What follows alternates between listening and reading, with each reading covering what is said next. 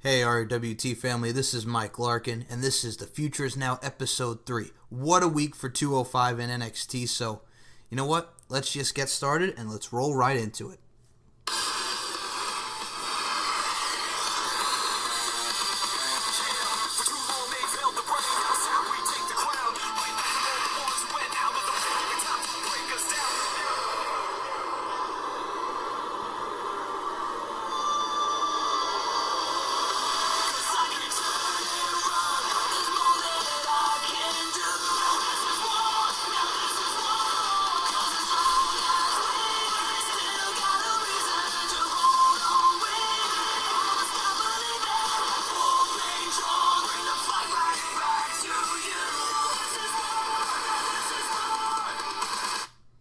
And let's start it off with 205. I was really impressed with 205 this week. We had Cedric Alexander versus Hideo Itami for the Cruiserweight Championship. That was the main matchup for 205 this week. But we started off 205 Live this week with a matchup between Kalisto, being accompanied by Lince Dorado and Gran Metalik, the Lucha House Party, versus Tony Nese, being accompanied by Buddy Murphy. We've seen these guys go at it. You know, Nese dominated, Kalisto coming back with the Lucha moves. The springboards, the spike ranas, Tony Nese with the athleticism. I'll tell you guys right now, I've been watching Tony Nese since he first started in 2005, from his TNA run very briefly to coming to WWE in the Cruiserweight Classic. I'm from Long Island, New York as well, like Tony, so I've seen him at the New York Wrestling Connection. I remember when he started wrestling under the name Maverick, and he was teamed with a guy by Plasma. You guys may know him as Trent Beretta, who's a part of Roppongi 3K in New Japan with Rocky Romero, and a very talented individual. You also may remember him, Trent Beretta, in the WWE when he first came in teaming with Kalen Croft, who was Chris Cage in OVW as a part of the Dude Busters, and he had a great mini feud with Drew McIntyre back in the day, but I digress. These two just had a great matchup. The ending came where we saw Buddy Murphy, who was not amused with the noisemakers of Lince Dorado and Gran Metalik of the Lucha House Party, so they got into a brawl. Ended with Kalisto winning by DQ. Buddy Murphy was on the attack. The Lince Dorado with a crossbody. They all were getting into it. Nese, calming Buddy Murphy down and holding him back. Same with, Kalisto and, the Lucha House Party being, held down and calmed down, being held back. But we are no longer going to see a feud with Kendrick, Gallagher, and Gulak against Lucha House Party, as it seems. Now we have a feud now with Tony Nese and Buddy Murphy against Lucha House Party, and if in my estimation is they didn't announce it, but I think we're going to get a tag team matchup, or they might have, for next week. We're going to see, no they didn't, my apologies folks, but I think we're going to get Nese and I'm drawing a blank. Excuse me, brain fart. Tony Nese and Buddy Murphy against Gran Metalik and Lince Dorado next week. They did announce 2 matches next week, which I'm actually going to get into, because after this we saw TJP's in the back. Noam Dar's being welcomed back to 205 Live by Drake Maverick, Rockstar Spud. Noam Dar had a great showing in the UK tournament.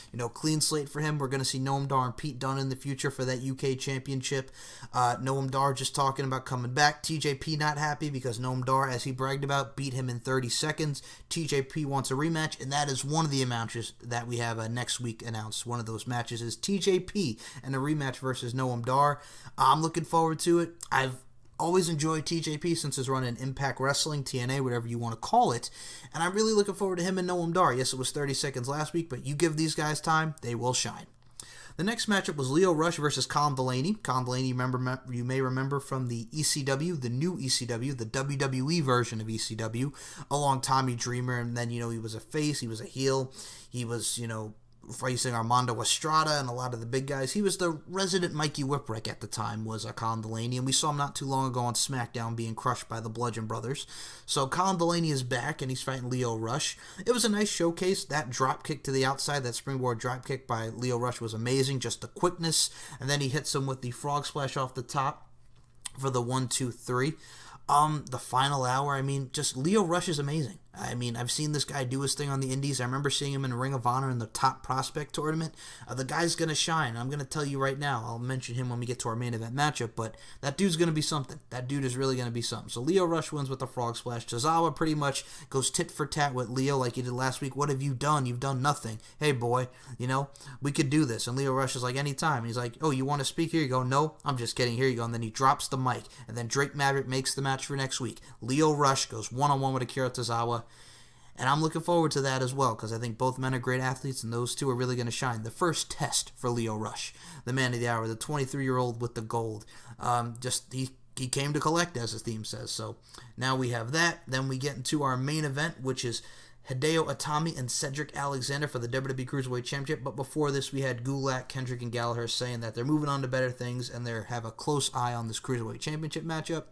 Hideo Itami and Cedric was great. Talking trash. Come on, champ. Show me something, as Cedric said. The kicks, just the high-octane aerial assault. Both of these guys went back and forth. Hideo at his finest here. It was a test for Cedric, and he passed that test. Hideo, hits the springboard, the back fist, goes for the springboard. Cedric counters. Lumbar check for the 1-2-3. Cedric Alexander is still your Cruiserweight Championship. And he still holds on to it, He's still your Cruiserweight champion, retains the Cruiserweight Championship, I'm looking forward to seeing where the future goes for Cedric Alexander. Will it be one of the members of Gallagher, Kendrick, or, Gulak? Will we see Mustafa Ali get a shot?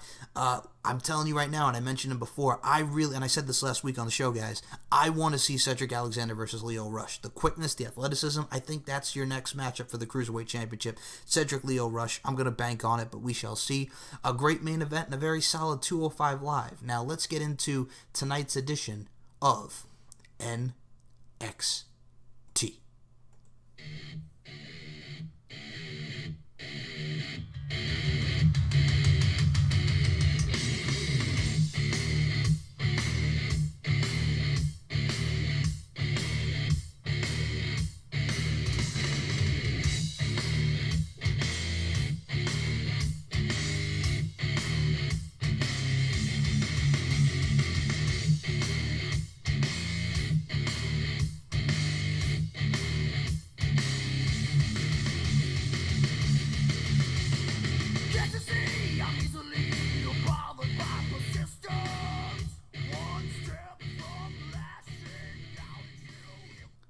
Alright, now let's get into tonight's NXT, because it was an amazing show. We started off with Adam Cole, baby, versus Danny Burch.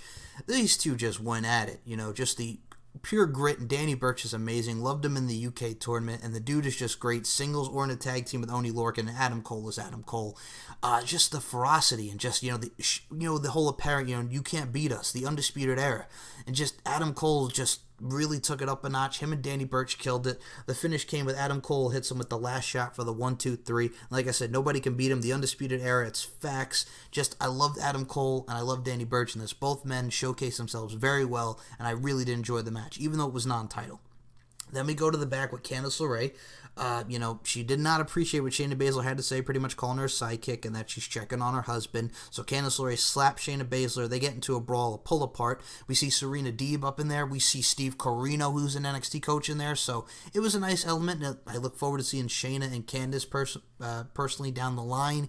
And then next week we did announce that we have Kairi Sane versus Nikki Cross versus Bianca Belair versus Candice LeRae in a fatal 4-way number 1 contenders match to see who is the next challenger for Shayna Baszler. Will it be Candice LeRae? We shall see. Then we go to the back with Kathy Kelly with Dakota Kai.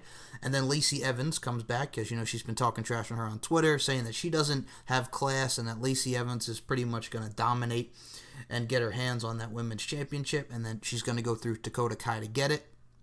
And Dakota Kai made her pleas about being the women's champion. And then, again, she pretty much said next week she's going to kick her head off and she's going to kick the class out of her. So next week we got Dakota Kai and Lacey Evans, which is a match we've seen before. So Lacey Evans is talking that trash, but let's not remember that Dakota Kai has beaten her in record time. So Lacey Evans and Dakota Kai next week. I'm looking forward to it.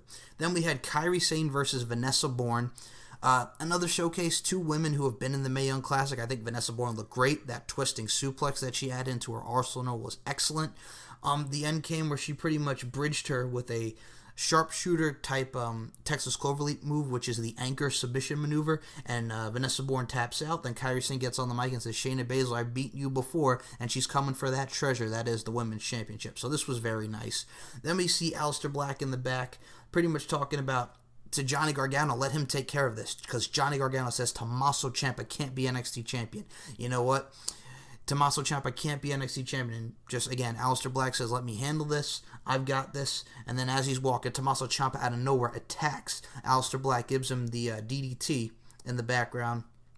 the backstage area off the case there, like, Tommaso Ciampa did to Johnny Gargano at TakeOver off the ropes. That Hangman's DDT lays out Aleister Black, does the wave goodbye, and I'm really looking forward to seeing Aleister Black and Tommaso Ciampa in 2 weeks for that championship, and what progresses between Johnny Gargano and Tommaso Ciampa, because Johnny Gargano has become obsessed with Tommaso Ciampa, and that's just more feud and just more great battles between those two as well, the former best friends. And Aleister Black and Tommaso Ciampa is going to be sweet. So I'm looking forward to that. Then we find out that, Aleister Black is being taken to a medical facility, but he will be back in time for his NXT Championship match. Which, speaking of NXT Championship match, we have our main event. It's the NXT Tag Champs, Tyler Bate and Trent Seven, Mustache Mountain against Undisputed Era's Kyle O'Reilly and Roderick Strong. And oh my God, just a back and forth in this matchup. Just, the near falls, the working on the leg, telling a great story, with Trent Seven. And just the ending is just, Kyle O'Reilly has him in the leg lock. Trent Seven is, no, don't throw in the towel, because Tyler Bate's hesitant. It's like, it's like Rocky IV when Rocky's very hesitant to throw in the towel against Apollo Creed with, the whole thing with Ivan Drago. It's just he's hesitant to do it, but he finally does it. Friggin' Trent Seven endures the pain and just throws in the towel, and we have new tag team champions in the Undisputed Era, Kyle O'Reilly and Roderick Strong. They're celebrating. Tyler Bate is concerned for his friend. We see the anguish on his face. Just all in all, we've seen what these guys have done in the UK. We've seen what they've done in the tag team division. Just, it was a great match, and overall, another great edition of NXT. Next week, we have Kairi Sane, Bianca Belair, Nikki Cross, and Candice LeRae, Fatal 4-Way number 1 contenders. We got Dakota Kai versus Lacey Evans, and then next week on 205, we got TJP and Noam Dar in the rematch, and Lio Rush versus Akira Tozawa. It's going to be a great week for NXT and 205 next week. Thank you guys for listening. RWT, check us out, RWT Podcast on Twitter, Facebook RWT Wrestling Group, YouTube RWT Podcast, and just, guys, as the show is titled, The Future Is Now. Have a great night, and I'll talk to you guys next week. Peace.